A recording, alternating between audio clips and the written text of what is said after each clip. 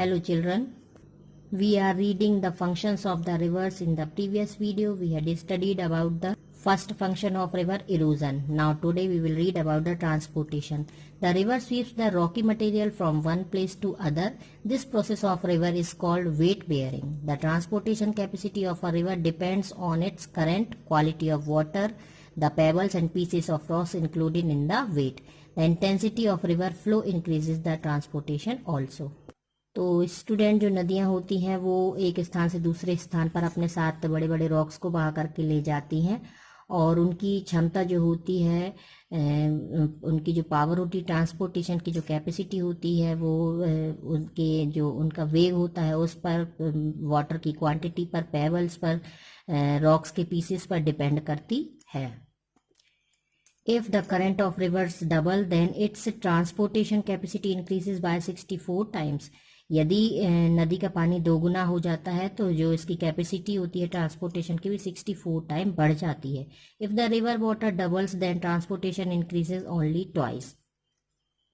So students, यदि जो नदी होती है उसका जो वेग है यदि वो डबल हो जाए तो कैपेसिटी जो होती है ट्रांसपोर्टेशन की 64 टाइम इंक्रीज हो जाती है. लेकिन यदि पानी की मात्रा डबल हो जाए, जल की मात्रा डबल हो जाए तो उसकी जो क्षमता होती है केवल डबल ही होती है, सिंपल ट्वाइस ही होती है. लेकिन यदि वेग ज़्यादा हो जाए, करंट मीन्स, तो वो 64 टाइम उसकी कैपेसिटी बढ़ जाती है ट्रांसपोर्टेशन की.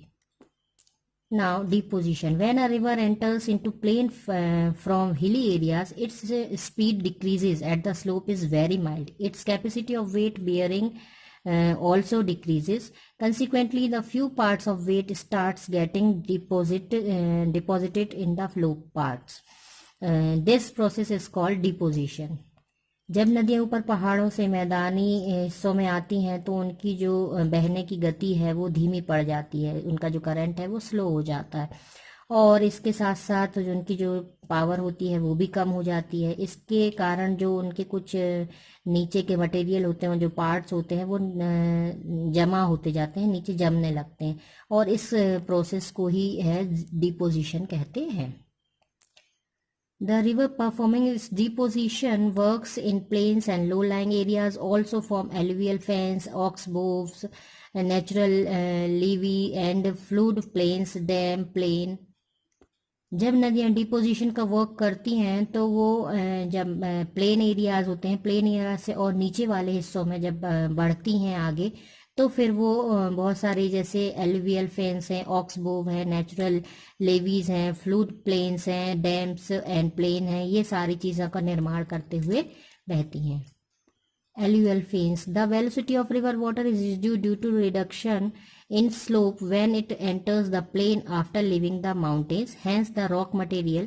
This is known as alluvial fens and deposited at the foothills. जैसे कि आप देख रहे हैं कि जब पहाड़ी इलाकों से, ऊपरी भागों से नदियां मैदानी भागों में आती हैं तो उनका जो करंट है वो बहुत स्लो हो जाता है और उनकी जो पावर है वो भी बहुत कम हो जाती है, उनकी कैपेसिटी भी कम हो जाती है. तो उनके साथ जो भारी भारी मटेरियल होते हैं, चट्टानें टूटी हुई होती हैं, वो ऐसे सेमी सर्कल में वो शेप बना लेते हैं, देख सकते हैं आप.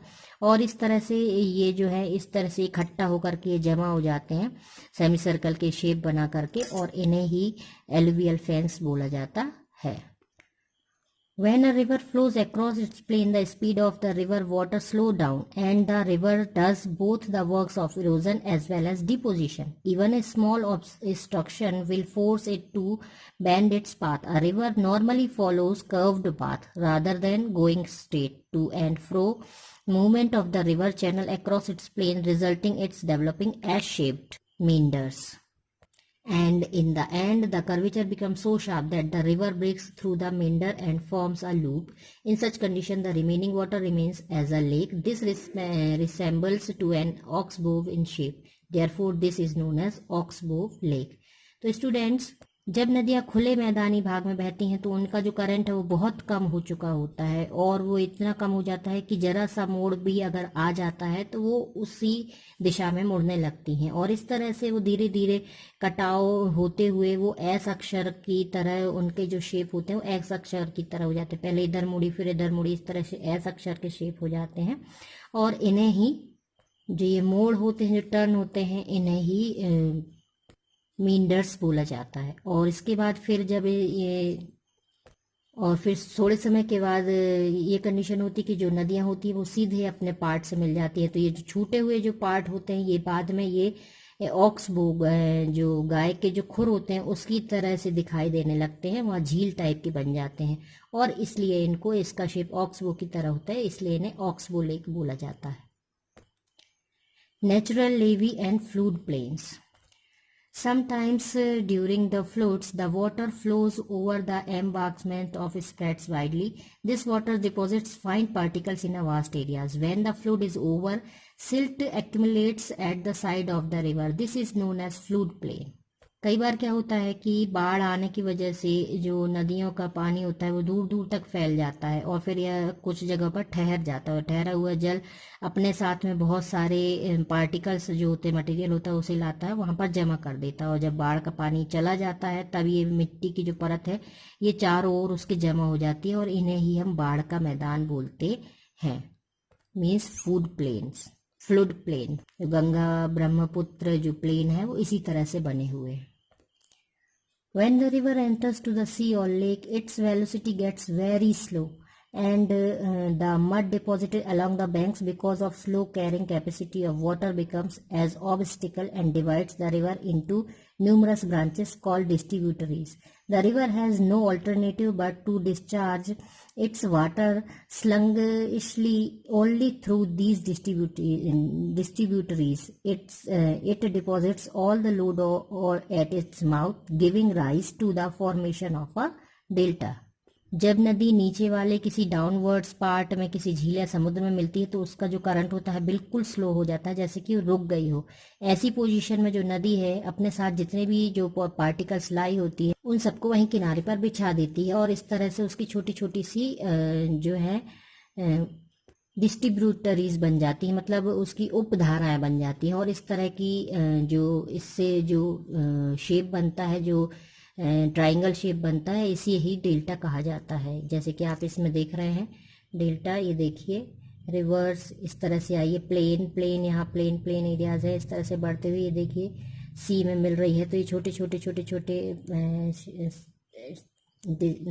अलग अलग दिशाओं में ये चली जा रही है और इस तरह से ये डेल्टा का निर्माण करती है।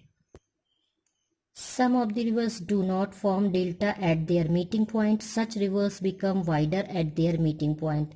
With sea and sea waves sweep away the water of the river into the deep sea. Most of these places remain lower. These are called estuaries. In India, Narmada and Tapti form estuaries at their meeting point. कई बार क्या होता है, समुद्र में गिरने वाली जो नदियां होती हैं वो सारी नदियां डेल्टा नहीं बनाती हैं, तो वो क्या करती हैं, वो समुद्र के पानी में ही अपना सारा मटेरियल लेकर के चली जाती है। उससे समुद्र का जो पार्ट है वो चौड़ा होता जाता है उस पार्ट में, और ऐसे इस तरह से जो उनका जो वहाँ का जो मुंह होता है वहाँ पर समुद्री जो बहुत सारी और भी जो धाराएं होती हैं वो सारे मिलकर के क्या करते हैं, समुद्र की जो पावर है, वो वेव्स हैं, वो सारे मिलकर के जो मटेरियल है उसको गहरे समुद्र में ले जाते हैं। और कुछ जो पार्ट होता है वो उसके मेन मतलब एंटर पॉइंट में मुहाने पर उसका भूभाग थोड़ा सा नीचे हो जाता है। ऐसी स्थलाकृतियों को एस्चुरी कहते हैं, जो इस तरह की शेप देती हैं। हमारे यहाँ नर्मदा और ताप्ती ऐसी नदियाँ हैं जो कि अपने जो मीटिंग पॉइंट में ये बनाती हैं estuary. We will read about the glacier in the next video.